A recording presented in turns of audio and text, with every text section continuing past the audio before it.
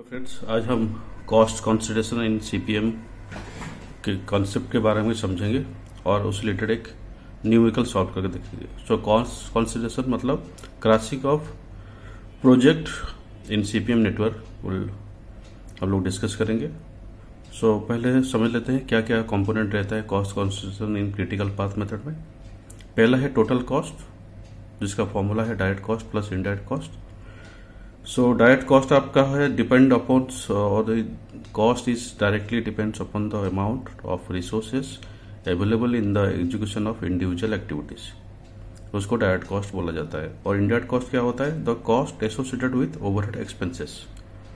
Next है crossing the activities, the process of reducing the activities durations by putting on extra effort is called crossing the activities. Next है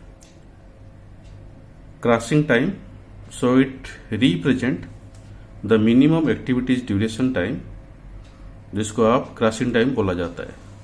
उसके बाद है आपका crossing cost.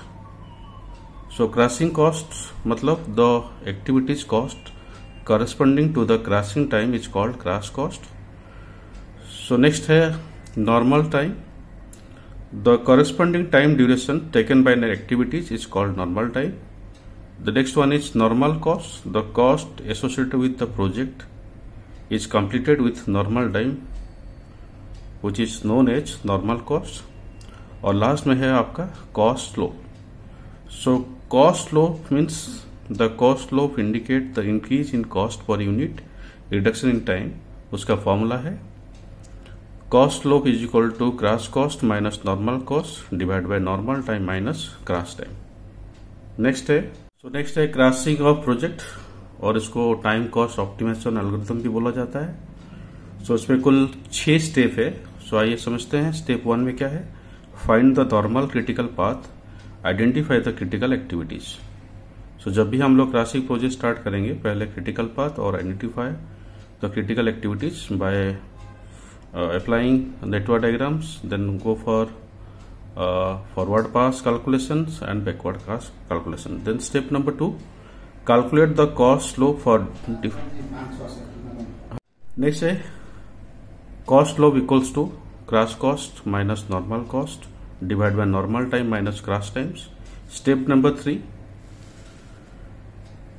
rank the activities whose cost slope in minimum is to be rank 1 and rank takes place in ascending order. The next is step number 4, by crossing the activities on critical path, other path also become critical and are called parallel path. So in such cases, the project duration can be reduced by crossing the activities simultaneously on the parallel critical path.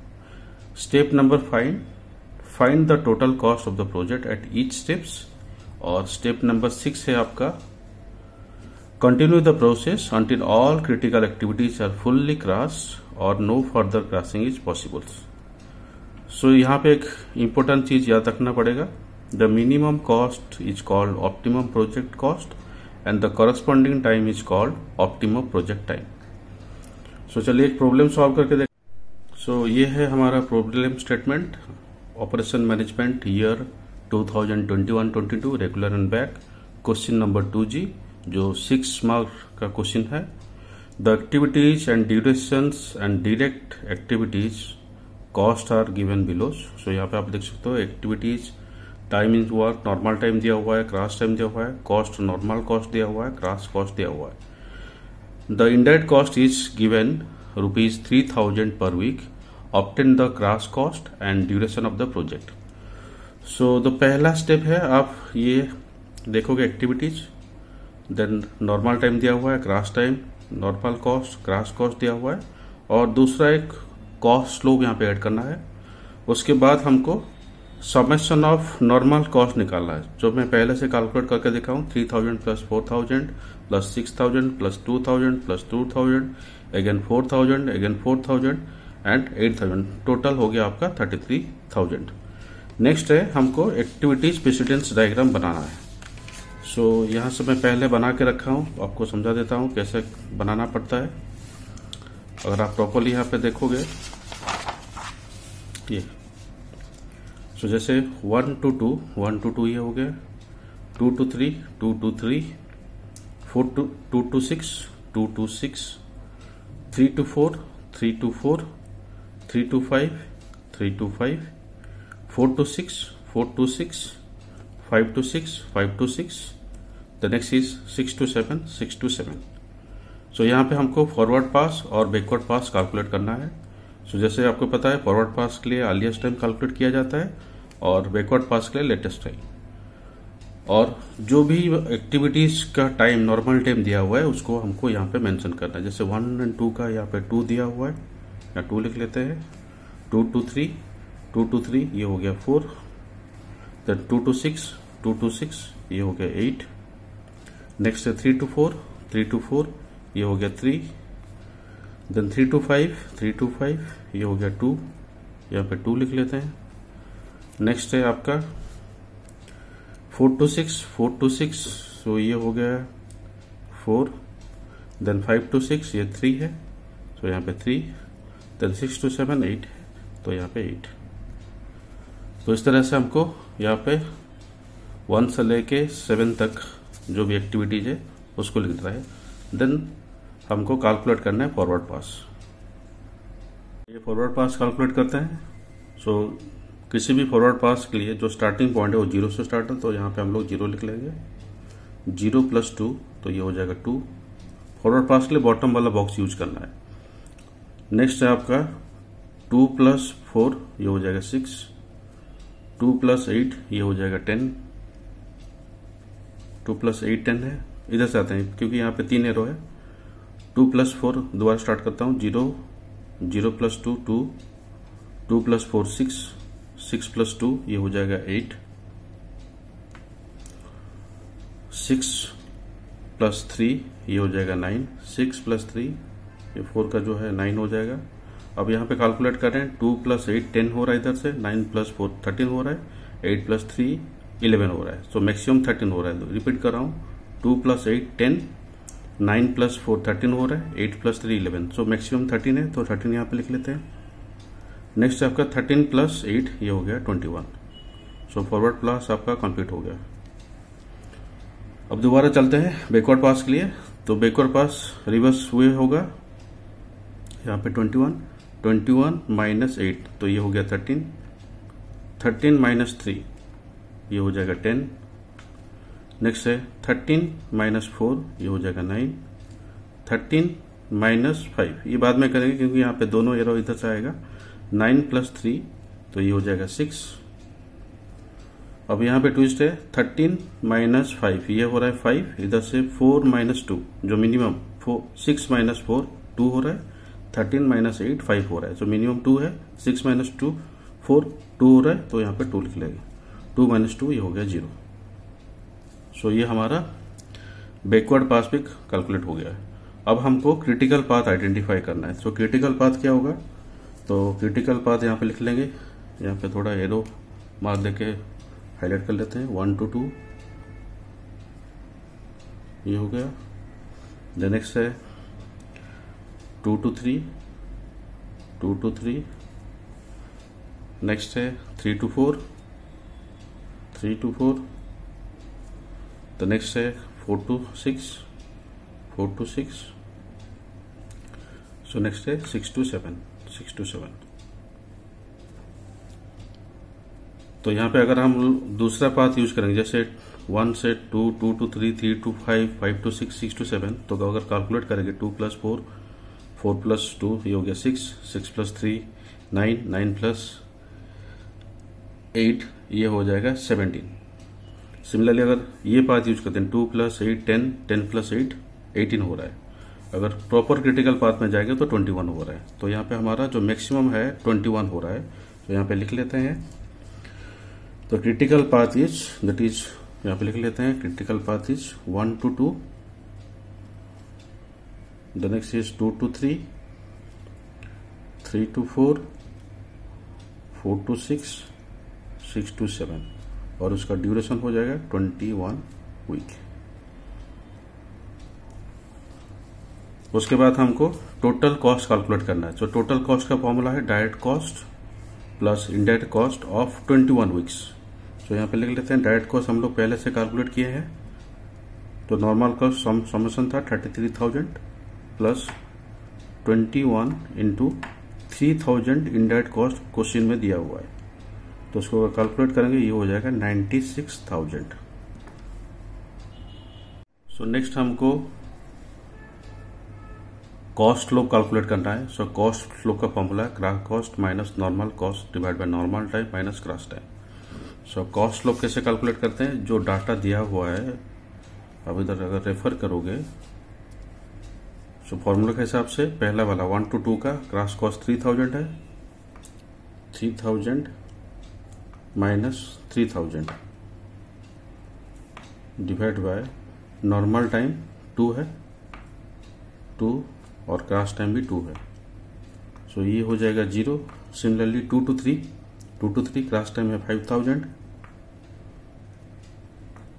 Next time है 4000 divide by normal time है 4 minus 3, सो ये हो जाएगा 1000।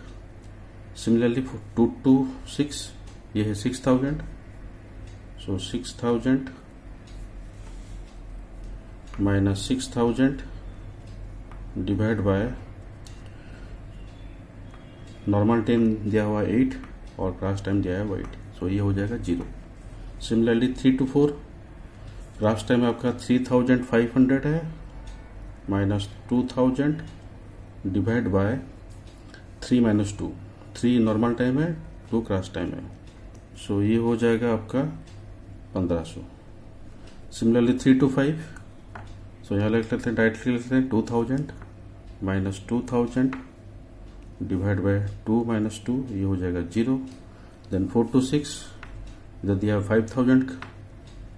5000 minus 4000 divide by 4 minus 3, ये हो जाएगा 1000।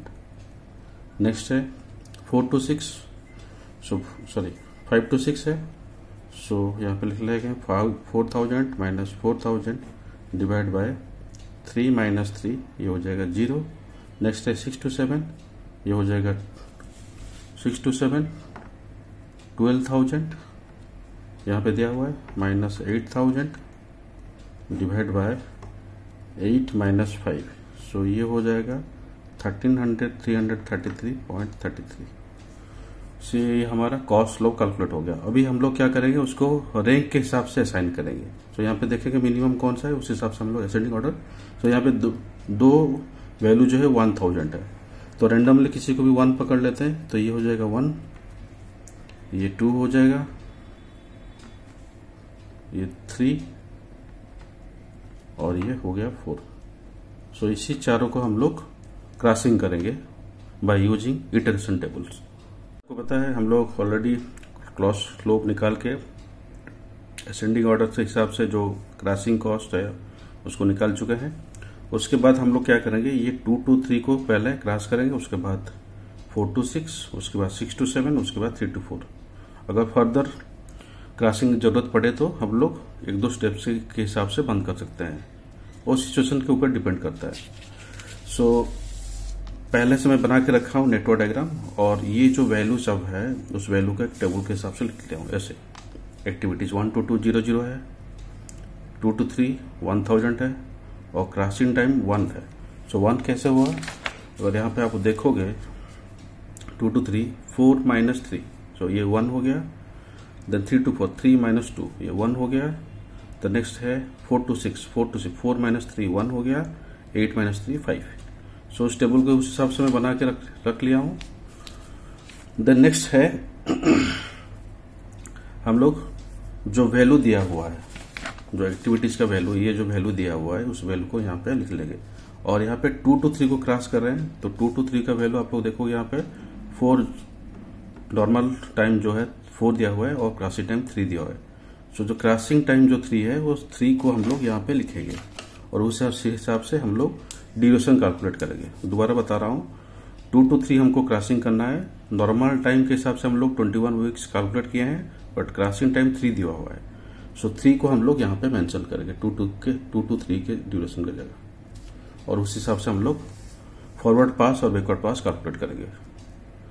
सो आइए forward पास calculate करते हैं। सो फॉरवर्ड पास में जैसे आपको बताया था, पहला वाला 0 होगा, 0 + 2 ये हो जाएगा 2, 2 + 3 ये हो जाएगा 5, 5 + 2 ये हो जाएगा 7।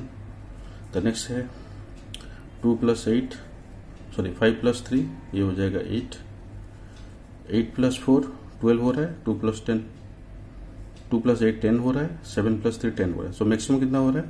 8 + 4 12, तो यहाँ पे 12 लिख लेते हैं।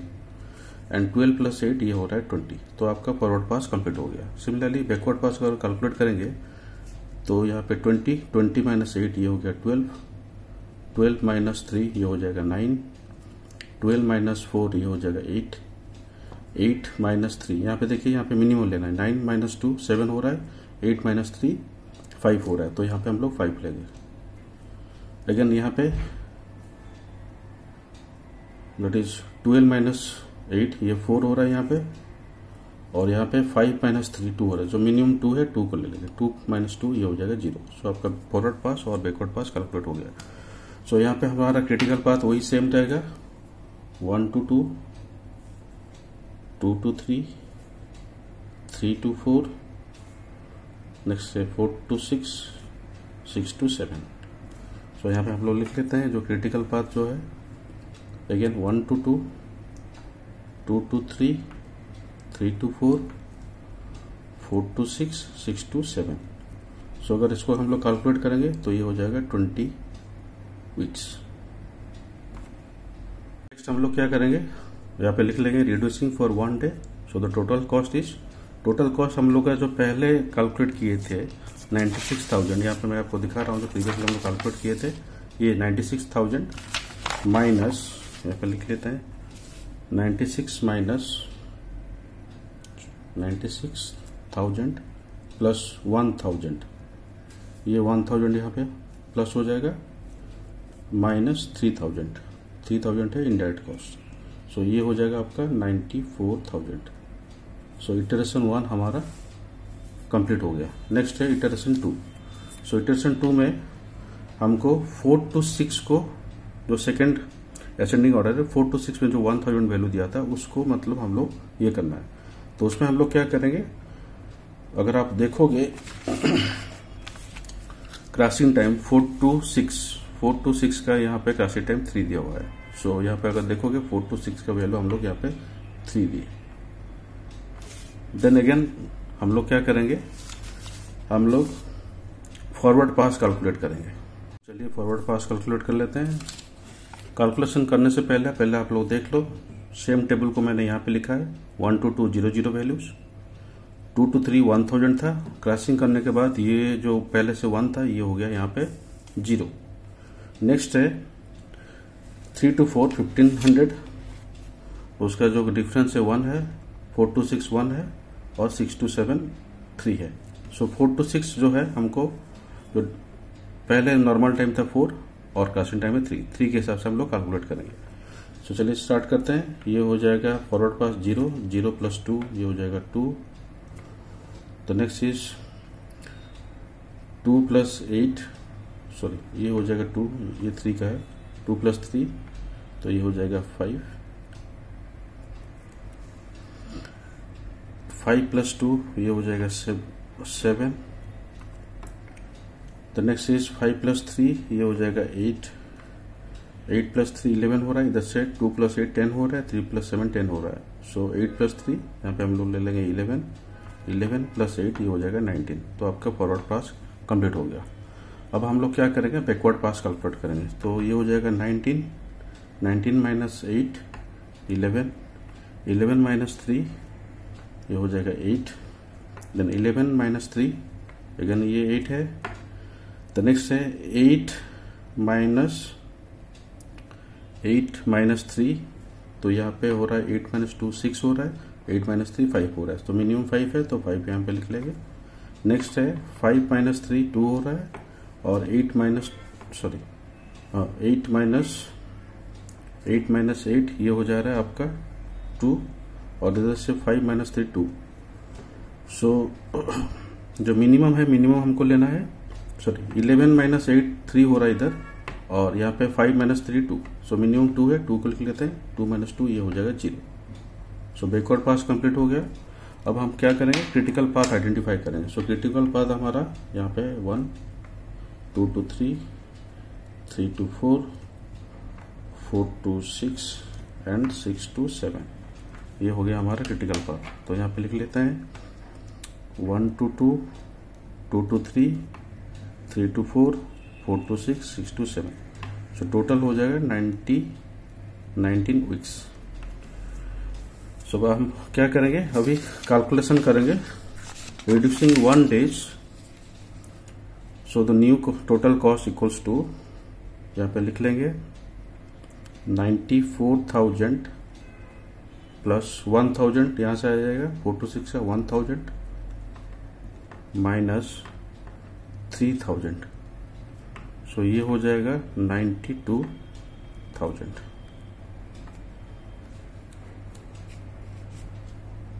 तो नेक्स्ट इटरेशन कैलकुलेट करते हैं 6 to 7 इटरेशन नंबर 3। तो उसका फॉरवर्ड पास कैलकुलेट करेंगे। तो फॉरवर्ड पास जैसे आपको बताया यहाँ पे 0 से स्टार्ट होगा।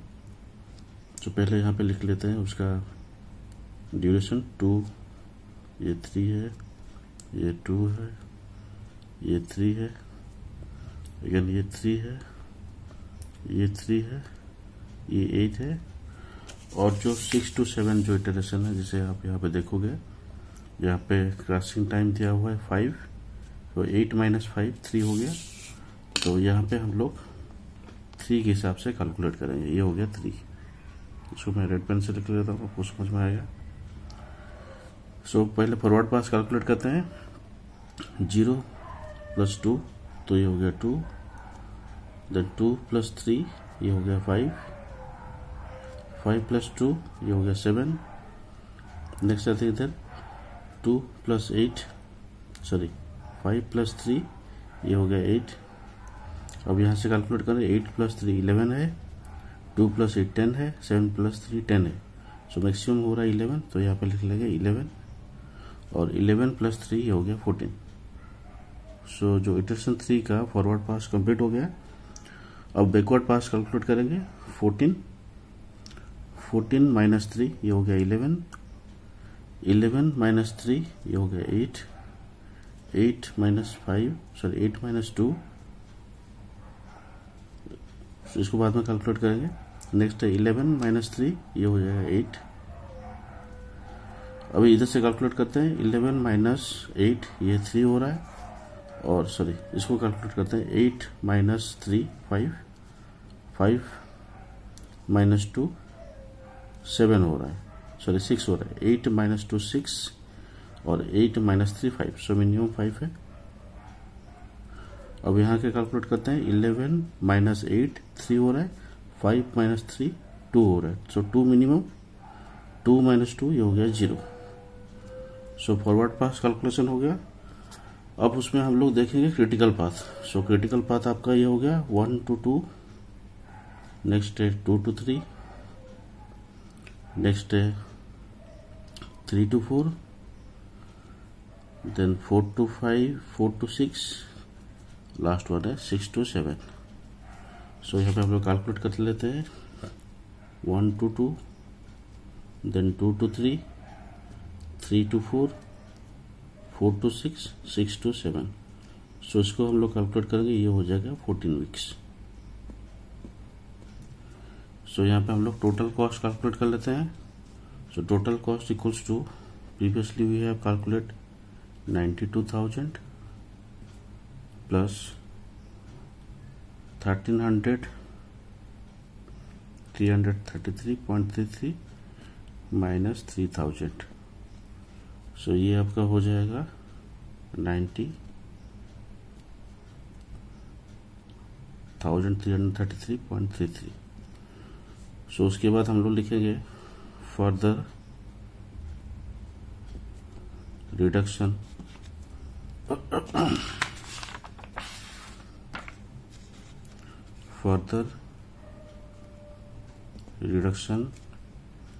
is not possible